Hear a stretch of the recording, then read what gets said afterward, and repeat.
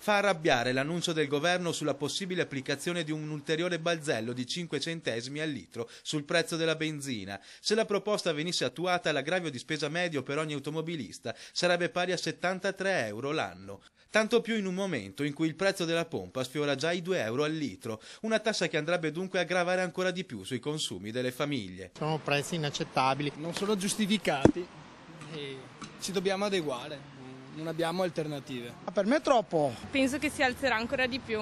Penso che bisognerebbe veramente valutare le energie rinnovabili. Con questo problema dei prezzi la gente non ce la fa più e noi siamo i primi ad essere danneggiati. Ma dal Consiglio dei Ministri arriva il chiarimento. L'accisa servirà solo per fronteggiare le emergenze e saranno le regioni a decidere sull'eventuale imposizione del balzello, e da Palazzo Balbi arriva la precisazione. Si penserà di farlo quando ci sarà una catastrofe di una certa dimensione, quindi incrociamo le dita, speriamo non ci siano. Intanto continua la protesta dei gestori delle stazioni di servizio Eni e Agip della Marca. In 60 partiranno da Treviso per partecipare alla manifestazione che si terrà a Roma lunedì. Per non aver ancora chiuso l'impianto e riconsegnato le chiavi. Mi pento! Io credo non risorgerò.